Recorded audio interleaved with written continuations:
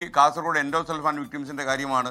ഈ കാസർഗോഡ് എന്ന് പറയുന്ന ജില്ലയുടെ ജില്ലയിലൊക്കെ പര്യടനം നടത്തിയപ്പോൾ എനിക്ക് മനസ്സിലായ ഒരു കാര്യം, ഈ തിരുവനന്തപുരത്തിരിക്കുന്ന പല ആളുകൾക്കും ഈ കാസർഗോഡിൻ്റെ യഥാർത്ഥ ചിത്രം അറിയില്ല എന്നുള്ളതാണ്. തമിഴ്നാടിന് കന്യാകുമാരി പോലെയാണ് ഒരുപക്ഷെ കേരളത്തിന് കാസർഗോഡ് എന്ന് വേണമെങ്കിൽ പറയാം. അവിടുത്തെ എൻഡോസൾഫാൻ വിക്ടിംസിൻ്റെ തീരാ ദുരിതങ്ങൾ അവസാനിപ്പിക്കാൻ ഈ സർക്കാർ മാറി വന്ന പല സർക്കാരുകൾക്കും കഴിയുന്നില്ല എന്നതാണ് യാഥാർത്ഥ്യം. ചില ആളുകളൊക്കെ തന്നെ താൽക്കാലികമായ ചില ആശ്വാസങ്ങൾ എത്തിച്ചു കൊടുക്കുന്നുണ്ട്. സുപ്രീം കോടതി വിധിയിലൂടെ അവർക്ക് 5 ലക്ഷം രൂപ വീതം കിട്ടിയിരുന്നു എന്നതൊക്കെ നേരാണ്. എന്നിരുന്നാലും അവരുടെ ദുരിത ജീവിതത്തിന് വലിയ വ്യത്യാസമൊന്നും വന്നിട്ടില്ല എന്നാണ് നമുക്ക് മനസ്സിലാക്കുന്നത്. മാത്രമല്ല, ഈ കാസർഗോഡിലെ എൻഡോസൾഫാൻ വിക്ടിംസിൻ്റെ വിഷമഘട്ടത്തിലൊക്കെ തന്നെ ഇടപെടുവാൻ മുഖ്യമന്ത്രി കൂടിയ വി ഡി സതീശൻ നേരത്തെ ശ്രമിച്ചിട്ടുമുണ്ട്. അത് ഒരുപാട് ഉറപ്പുകളും നേരത്തെ നൽകിയിട്ടുണ്ടെന്നാണ് ഞാൻ മനസ്സിലാക്കുന്നത്. ഈ മെച്ചപ്പെട്ട ചികിത്സ ഉൾപ്പെടെ എല്ലാം ഉറപ്പുവരുത്താൻ പുതിയ സർക്കാർ അവർ നേരത്തെ വാഗ്ദാനം ചെയ്ത പോലെ ചെയ്യുമെന്ന പ്രതീക്ഷയിലാണ് ആയിരക്കണക്കിന് വരുന്ന എൻഡോസൾഫാൻ വിക്ടിംസ്. കാസർഗോഡ് എന്ന റിപ്പോർട്ട്. മംഗളൂരുവിൽ 4 ആശുപത്രികളിൽ ഉണ്ടായിരുന്ന ചികിത്സ ഒരിടത്ത് മാത്രമായി ചുരുങ്ങി.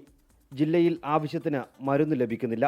ദുരിതബാധിത പട്ടികയ്ക്ക് പുറത്തു നിൽക്കുന്ന 1031 പേരെ പട്ടികയിൽ ഉൾപ്പെടുത്താൻ ഉത്തരവായെങ്കിലും ഇതുവരെ നടപ്പായിട്ടില്ല. കാസർഗോഡ് ജില്ലയിലെ എൻഡോസൾഫാൻ ദുരിതബാധിത കുടുംബങ്ങൾ നേരിടുന്ന പ്രതിസന്ധികൾ അനവധിയാണ്. സർക്കാരിൽ സമ്മർദ്ദം ചെലുത്തുന്നതിനും തങ്ങളുടെ പ്രശ്നങ്ങൾ കേൾക്കുന്നതിനും കാസർഗോഡ് ജില്ലയിൽ നിന്നും ഒരു മന്ത്രിയില്ല എന്ന വിഷമമുണ്ടെങ്കിലും മുഖ്യമന്ത്രി വി ഡി സതീശൻ മുൻകാലങ്ങളിൽ നൽകിയ വാക്കുകളെ അവർ ഇപ്പോൾ ഓർത്തെടുക്കുകയാണ്. അദ്ദേഹം കൈവിടില്ലെന്ന പ്രതീക്ഷയിലാണവർ. ഞങ്ങളേറെ പ്രതീക്ഷയോടുകൂടിയാണ് പുതിയ സർക്കാരിനെ നോക്കിക്കാണുന്നത്. നമുക്കിപ്പോൾ മംഗലാപുരത്ത് തന്നെ 4ഓളം ഹോസ്പിറ്റലാണ് മുമ്പ് നമുക്ക് ചികിത്സ തന്നിരുന്നത്. അതൊക്കെ നിർത്തിവെച്ചതൊക്കെ പുനഃസ്ഥാപിച്ച് തരുമെന്ന് പ്രതീക്ഷിക്കുന്നു. ഞങ്ങളുടെ എല്ലാ പ്രശ്നങ്ങളെയും ഒരുപാട് പേർക്ക് ഇനിയും ധനസഹായം ഉൾപ്പെടെ ലഭിക്കേണ്ടതുണ്ട്. അവരുടെ കാര്യം പരിഗണിക്കണം. ഭിന്നശേഷി മേഖലയിൽ ഒരുപാട് പ്രശ്നങ്ങളുണ്ട്. അതൊക്കെ അടിയന്തരമായി പരിഹരിക്കും എന്നുള്ള പ്രതീക്ഷയോടുകൂടിയാണ് നമ്മൾ ഈ സർക്കാരിനെ നോക്കിക്കാണുന്നത്. എൻഡോസൾഫാൻ സെൽ യോഗം ചേർന്ന് പ്രശ്നങ്ങൾ കേൾക്കാനും പരിഹാരമുണ്ടാക്കാനും കാലതാമസമുണ്ടാകരുതെന്ന് ഈ മേഖലയിൽ പ്രവർത്തിക്കുന്നവർ പറയുന്നു. ഈ കാര്യങ്ങളിൽ ഇടപെടും എന്നുള്ള വിശ്വാസം ഞങ്ങൾക്കുണ്ട്.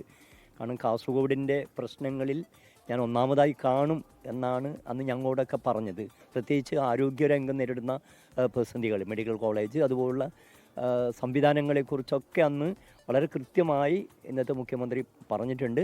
അതുകൊണ്ട് തന്നെ ഞങ്ങൾക്ക് പ്രതീക്ഷയുണ്ട്.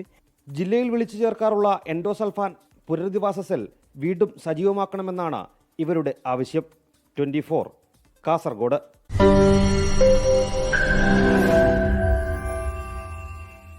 ലോകത്തെവിടെയായാലും ഏത് സമയത്തും 24 വാർത്തകളും ഓഗ്മെന്റഡ് റിയാലിറ്റി പാക്കേജുകളും എക്സ്പ്ലെയിനറുകളും വിശദമായി കാണാൻ ഞങ്ങളുടെ യൂട്യൂബ് ചാനൽ നിങ്ങൾക്ക് സബ്സ്ക്രൈബ് ചെയ്യാം.